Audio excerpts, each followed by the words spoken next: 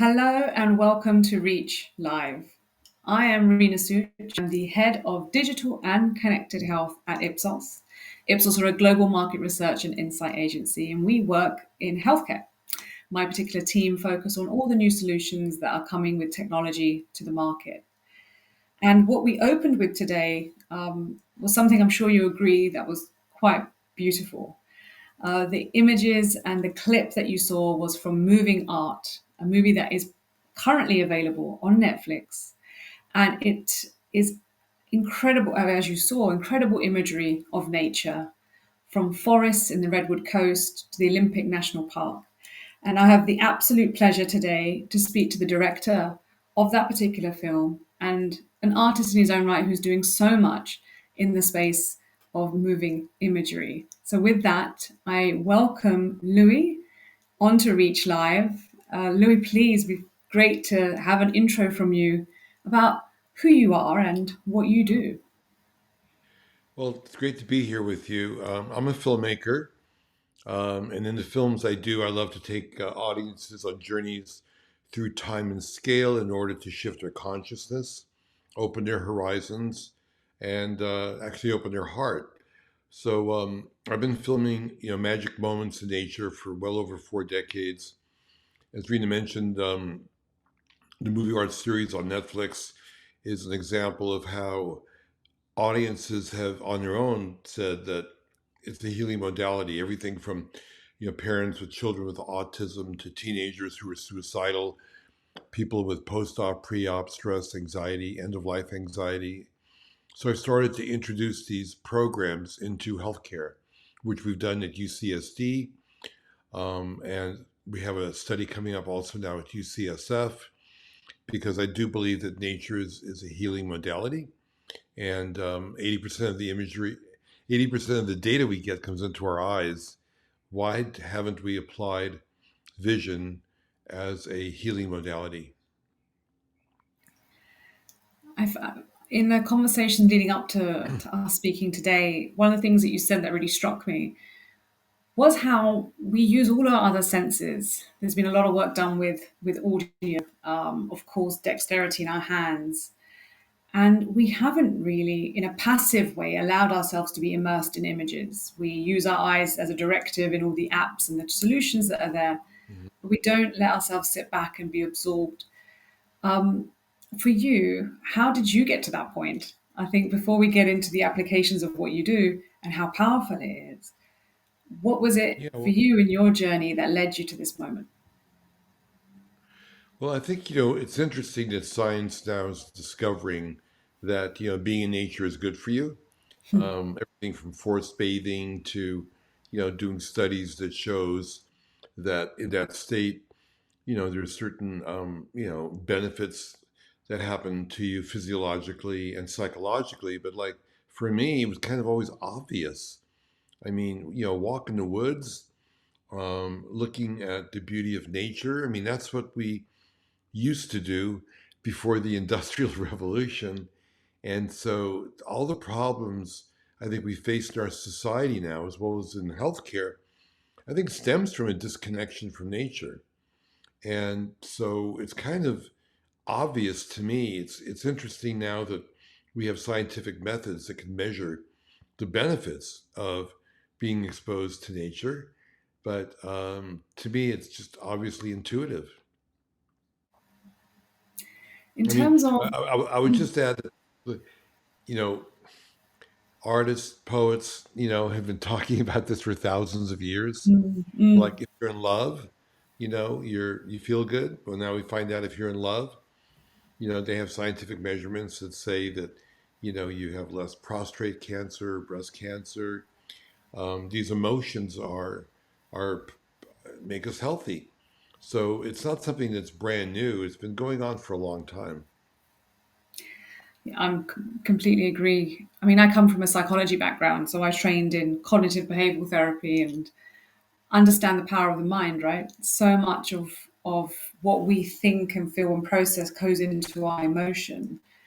So yeah, if we have positive things happening in our life or positive emotions, it has a huge impact on outcomes for our quality of life and our quality of health.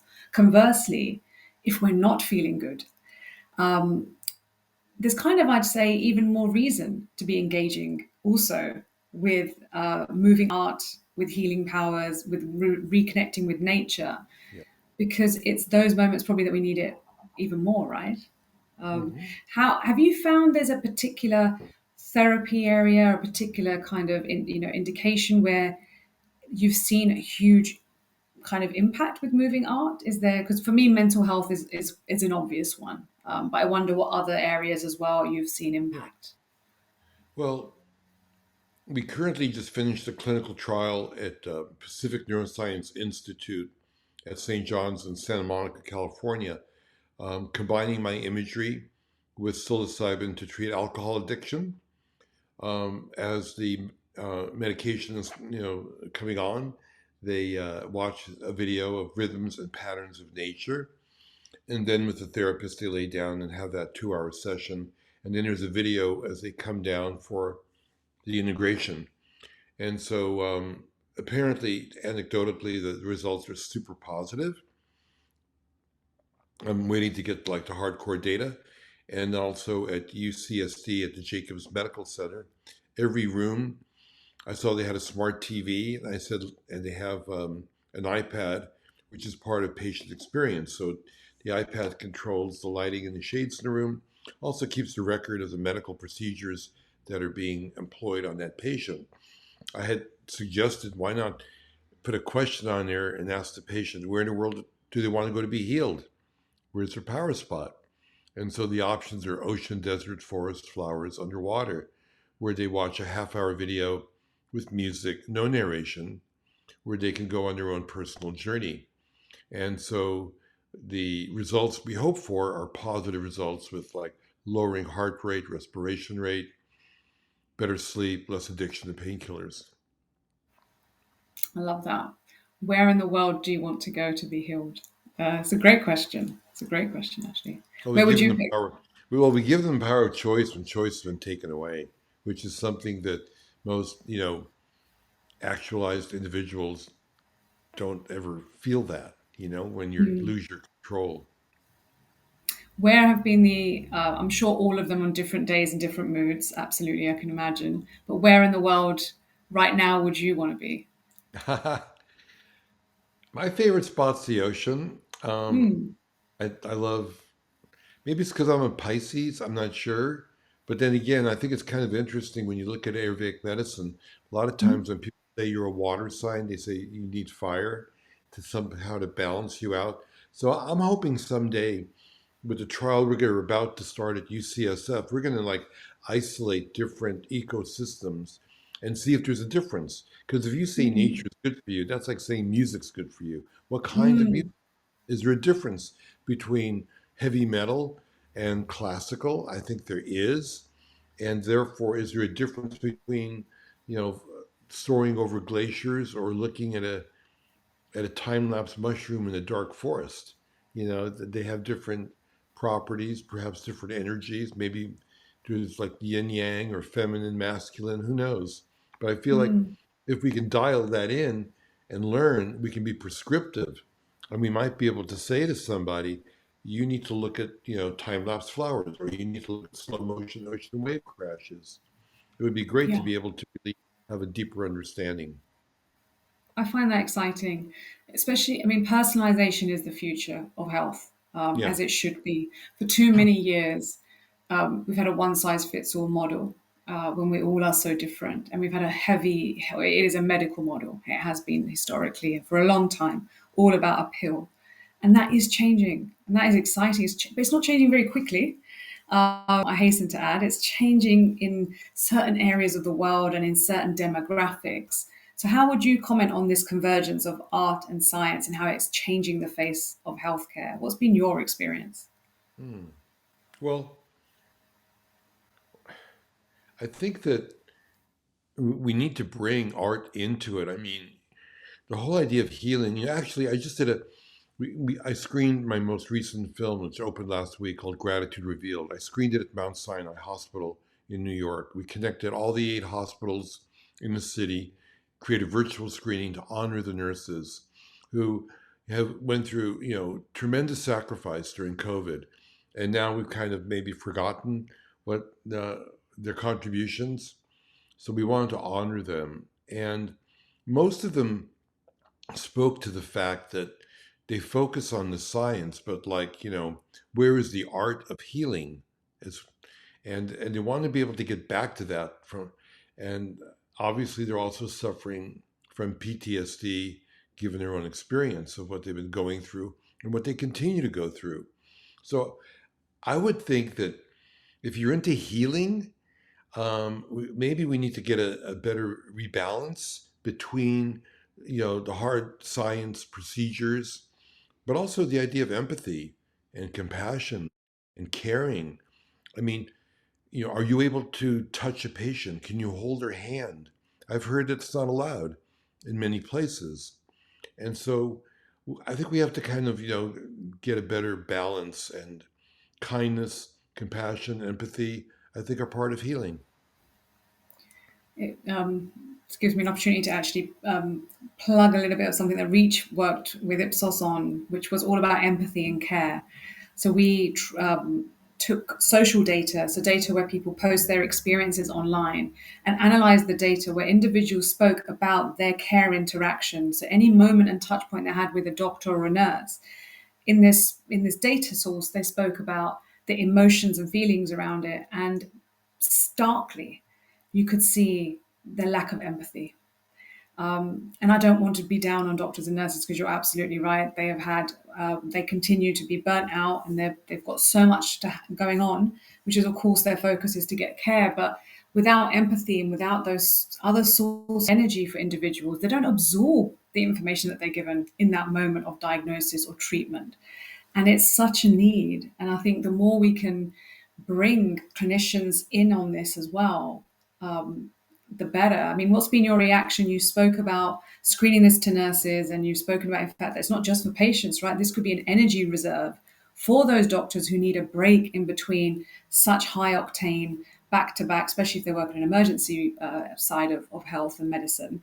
What's been Yeah. the reaction from clinicians on this? Well, obviously, in this world that you're living in, everybody wants the data. And so it's difficult to get clinical trials off the ground, as you know, Mm, as I'm discovering, because it takes a lot of money. We just did start another study at UCSD combining aromatherapy with bioimagery in for oncology patients and caregivers. So what I really love about, I call it visual healing, is the fact that you're able to have a shared experience with friends, family, and your caregiver. By watching a giant screen, you don't have to put on um, the Oculus, headgear, which is complicated and difficult and isolates you. I think it's great to look at a giant 4K image with beautiful music that eases the anxiety and the stress that you're feeling and allows you to connect with your inner voice. That's what the goal of all healing practices and meditation is all about, is to become present. And if you can accomplish that without imposing some type of meditation practice that sounds like it comes from India or it's religious, say, hey, watch this video. It's very, mm, non-confrontational. It doesn't challenge your belief system. Anybody can watch TV, quote unquote. mm, But the other thing too is to realize I'd say almost 95% of everything you see on a TV screen is toxic. And we feed that to patients in hospitals all the time. You know, the news, reality TV, fiction is all about revenge, violence, anxiety, stress. They want to keep you on the edge of your seat. They want to press the adrenaline button. That's what they mm, think creates entertainment that is engaging, but there are other ways to engage you: beauty, love, um, seducing you with the powerful imagery of nature's wonders. I mean, those are different ways that are an emotional response that can be a healing modality. mm. And if we look at the growth and advent of smart TVs and the quality that you can get and Yeah, the accessibility of them, that's also like such a tool. I mean, second to smartphones, smart TVs are the next big ticket item that individuals have across their home and across socioeconomic strata as well. It's not only yeah, exclusively for an A and B socioeconomic group, it is coming down because the price points come down so much. radically. I mean, Yeah. you can get I think in our clinical trial, I think they bought a Sony TV, 80-inch Sony TV. That's pretty, digital display for like, $4,900. I remember that buying an HD TV 15, 20 years ago, to get a 20-inch was about the same price. And so this is Moore's Law. Um, Mm, and technology is going in this direction where resolution is going to be more affordable year by mm, year. And really good point that you're making. This is like off the shelf technology, which is only yeah. getting better and better. And I've always been focused on shooting high resolution. And if you want to look at high resolution, you want to look at nature. You don't want to Mm, look at a close up of someone's face. I mean, all the mm, digital display manufacturers use my imagery at all their trade shows because that becomes the litmus test for tech people to judge the quality of a digital display. Nature has the most detail. Nature has the most complex patterns and rhythms, which not only is good, I guess, for tech people to say, is it a good digital device? I believe intuitively those rhythms and patterns are a mirror of what's going on inside of every cell in your body. It's all universal energy, right? mm. the laws of thermodynamics and the way water moves. And, you know, all of that is a reflection of what's happening inside of you. And perhaps we don't have the words to describe it. But Mm, if you're looking at these rhythms and patterns, which is really similar to what's happening inside of you, then I think what's happening is you are absorbing and reflecting an energy that celebrates life. mm. And I think immersive experiences, whether it's visual, whether it's audio, whether it's physical, are really where the desire is right now Yeah, from consumers, just everyday citizens who just want to do better, feel de stressed, or have access to something to breathe for a moment, all the way to those who are dealing with a diagnosis of a disease. yeah. The rise of podcasts is a sign of people wanting to hear things whilst being out. The role of mindfulness and movie art coming onto mainstream like Netflix is a sign of the times. It And, is, and but and it's interesting. But when I put it on Netflix, it wasn't designed to be a healing modality. yeah, I They, know. Yeah. it was a demo that started as we were the first 4K content on Netflix. And so it was an example of quality. Um, and the fact that people on their own have volunteered that it's a Mm, healing modality, I think is extraordinary. And with your note about immersive experiences, we all want to have an immersive experience. I mean, buying material things doesn't shift your consciousness and it doesn't make you happy. But the key to an immersive experience, I believe, it's got to be an immersive experience that makes your life better. A roller coaster ride is an immersive experience. What you want is an immersive experience that afterwards you can say enhanced your life. mm, yeah. And exact. I mean, exactly what you said around the unexpected impact is what I love because that's where everyday things we're starting to see the power of them in healing and support. So my question is, where one is I think is brilliant to bring things mainstream because access is the number one barrier Yeah, for a lot of people right now. right. But from your view, how important is it to get to the point where such modalities are prescribed? That tomorrow a doctor says, I want to prescribe you that you take this auditory experience, this sensory experience, this visual healing experience. What's your vision around it? Well, I hope that eventually, rather than like smart TV in your room, there should be an immersive room in the hospital, in healthcare, or hospitality. And we're starting to do that actually in hospitality. We several, again, these are like high end resorts, uh, Post Ranch at Big Sur, Kamalaya in Koh Samui, Thailand, are implementing this vision that I've got, where it's an immersive room, a giant wall where you can go in and really have an immersive experience. But as we said earlier, the cost of digital displays and projectors are very, very, very affordable. So my vision would be that in healthcare there would be an immersive room where patient and or caregivers can go and have a deep immersive experience and to be able to collect data to see, how whatever measurements you have you're able to do before and after. That to me is, I think, the goal going forward, and hopefully doctors will be able to prescribe it. Now, there's a difference between, let's say, watching by nature imagery versus, let's say, a walk in a park. They're both good, but the difference would be that I'm showing you things that the human eye can't see. Slow motion, time lapse, micro, macro, aerials. And what that does, it challenges the brain to not be able to quickly dismiss or pigeonhole it.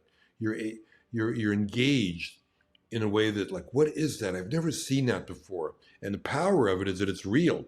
It isn't like a CGI shot of a spaceship, like in Star Wars or something, where you look at it and you go, oh, it's fake. What's amazing for us, I think, so many people, when they see the flower opening and closing and dancing to the light, a lot of people have always imagined that the flowers don't move. And so you're looking at it, you're having to kind of analyze, is it real or is it not real? Is it animated?